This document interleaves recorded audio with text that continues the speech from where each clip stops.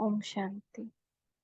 नजर से निहाल करने की विधि। आज बाप दादा कह रहे हैं अपने स्वरूप। हमारा स्वरूप क्या है? आत्मिक पवित्र स्वरूप। स्वदेश पवित्र देश। स्वधर्म पवित्रता है स्वधर्म। श्रेष्ठ कर्म पवित्रता युक्त कर्म ही श्रेष्ठ कर्म और श्रेष्ठ स्थिति में रहते हुए चलते हो, क्योंकि वर्तमान समय इसी स्वस्थिति की स्थिति से ही सब परिस्थितियों को पार कर सकेंगे, अर्थात पास विद ऑनर बन सकेंगे। तो कोई भी परिस्थिति को पार करने के लिए इस स्थिति में स्थित रहना है। सिर्फ एक स्व शब्द भी याद रहे तो स्वरूप, स्वधर्म, स्वदेश ऑटोमेटिकली याद रहेगा। तो क्या एक स्व शब्द याद नहीं रहता? सभी आत्माओं को आवश्यकता है स्व स्वरूप और स्वधर्म में स्थित कराते स्वदेशी बनाने के लिए, परम धाम निवासी उनको बनाना है कि जान जाए वो कि वो यहाँ के नहीं, परम धाम निवासी के रहने वाले श्रेष्ठ आत्माएं। तो जिस कर्तव्य के लिए निमित्त हो अथवा जिस कर्तव्य के लिए अवतरित हुए हो, तो क्या कोई कर्तव्य को व अपने आप को जानते हुए मानते हुए भूल सकते हैं क्या? आज कोई लौकिक कर्तव्य करते हुए अपने कर्तव्य को भूलते हैं।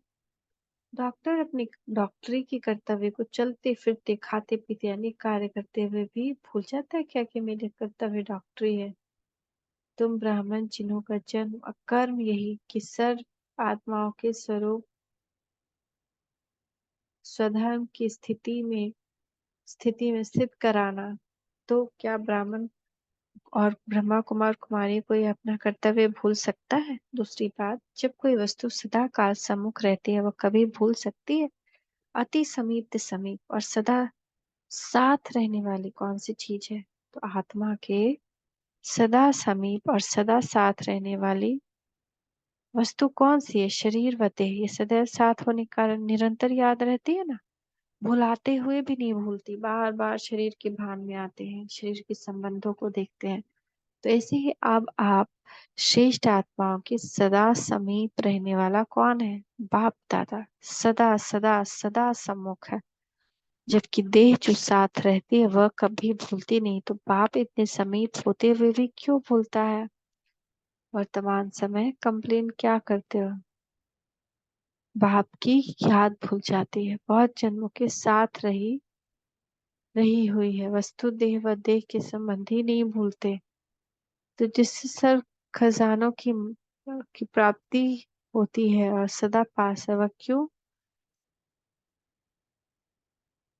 भूलना भूलना चाहिए? चढ़ाने वाला याद आना चाहिए ना, वह गिरने वाला। अगर ठोकर लगाने वाला भूल से भी याद आएगा तो उनको हटा देंगे ना, तो चढ़ाने वाला क्यों भूलता है? जब ब्राह्मण अपनी स्वस्थिति में स्वस्मृति में व श्रेष्ठ स्मृति में स्थित रहे तो अन्य आत्माओं को स्थित करा सकते हैं। तो जब हम अपनी उस स्थिति में स्थित हैं तो हम दूसरी आत्माओं को भी स्थित करा सकते हैं।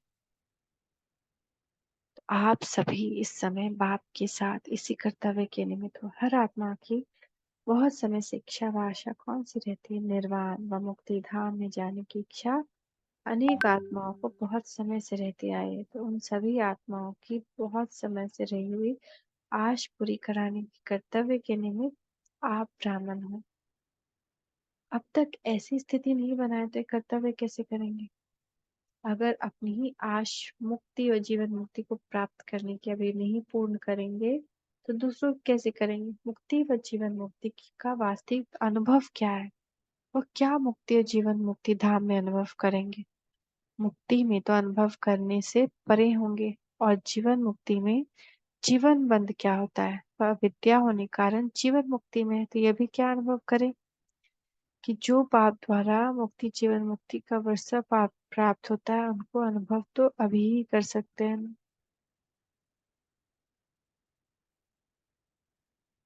निर्वाण अवस्था व मुक्ति की स्थिति अभी जान सकते हो।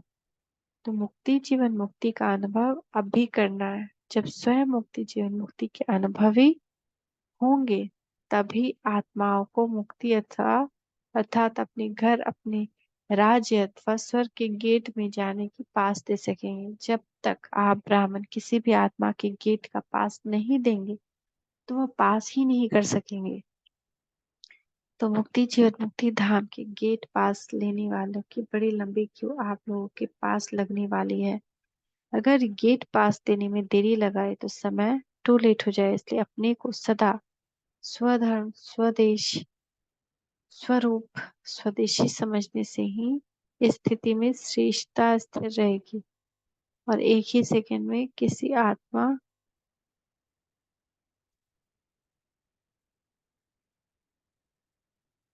को नजर से निहाल कर सकेंगे। अपने कल्याण की वृत्ति से उन्हें स्मृति दिलाकर हर आत्मा को गेट पास दे सकेंगे। बिचारी तरफती हुई आत्मा अब श्रेष्ठ आत्माओं के सिर्फ एक सेकंड में अपनी जन्म जन्मांतर प्यास पूरी करने का दान मांगने आएंगी। इतनी सर्वशक्तियां जमा की है जो मास्टर सर्वशक्तिमान बन एक सेकंड की विधि से उन आत्मा को सिद्धि प्राप्त करा। अब साइंस रचना की शक्ति दिन प्रतिदिन काल अर्थात समय से ऊपर विजय करती जा रही है।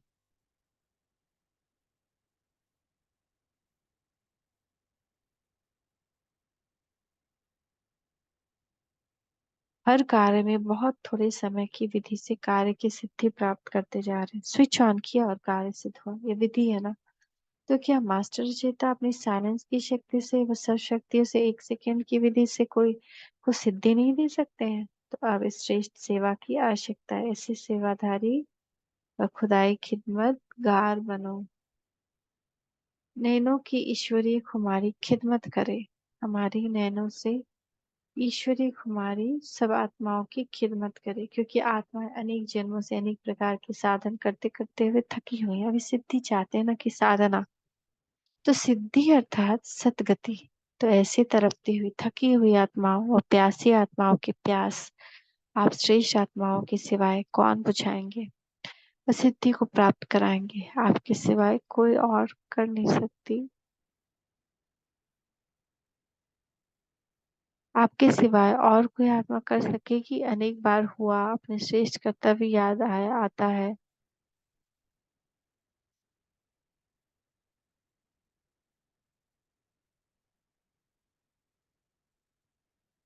बाबा कह रहे हैं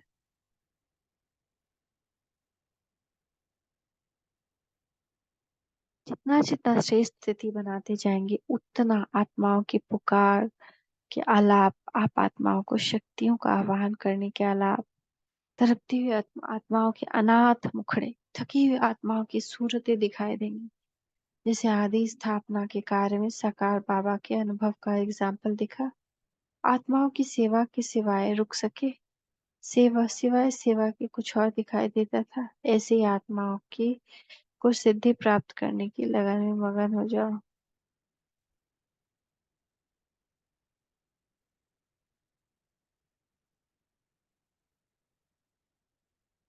फिर ये छोटी छोटी बातें जिसमें अपना समय और जमा की हुई शक्ति गवाते हो, वो बच जाएंगी और जमा होती जाएंगी। कब? जब ऐसी आत्माओं को सिद्धि प्राप्त कराने की लगन में मगन हो जाओ कि नहीं, मुझे सबकी हेल्प करनी है, सकाश देना है, सेवा करनी। जब एक सेकंड में अपनी पावरफुल वृत्ति से बेहद की आत्माओं की सर्विस कर सकते हो तो अपने हद की छोटी छोटी बातों में समय क्यों गवाते हो? बेहद में रहो तो हद की बातें स्वतः ही खत्म हो जाएंगी।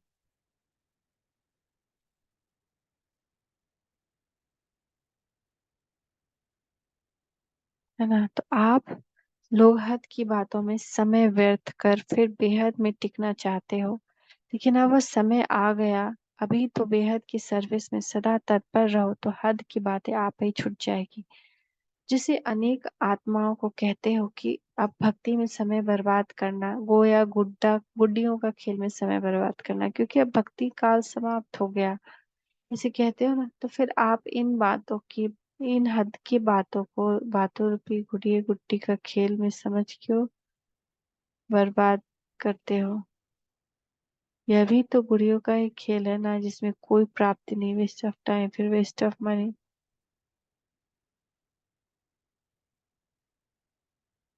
Waste of energy. अब आप कहते हैं अभी इस गुड़ियों का खेल का समय समाप्त हो रहा है, जिसे आजकल कि फैशन में नया फैशन निकले और फैशन के समय कोई पुराना फैशन ही करता चले तो उसको क्या कहेंगे।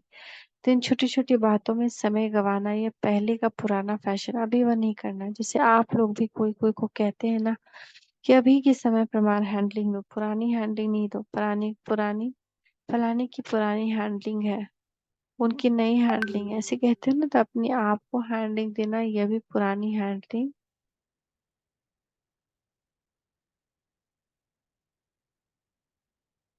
है, उनकी नई हैंडलिंग है। पुरानी हैंडलिंग नहीं होनी चाहिए। जैसे दूसरों को पुरानी हैंडलिंग नहीं जचता है, तो अपने को भी फिर अब पुरानी हैंडलिंग से क्यों चलाते हो, पुराना ही सारा तौर तरीका क्यों यूज करते हो। हैंडलिंग मतलब हम कैसे किसी चीज को हैंडल कर रहे हैं। अभी परिवर्तन दिवस मनाओ, प्लानिंग बुद्धि वाली पार्टी आई है ना, तो प्लानिंग पार्टी का नया प्लान दे रहे हैं। जैसे वो गवर्नमेंट भी कौन सा विशेष दिन मनाती है, तो आप यहाँ से आए हो तो अपने आप ही पुरानी तिथि के चलते हुए प्रसाद का परिवर्तन दिवस मनाओ, लेकिन हद का नहीं, लेकिन बेहद का।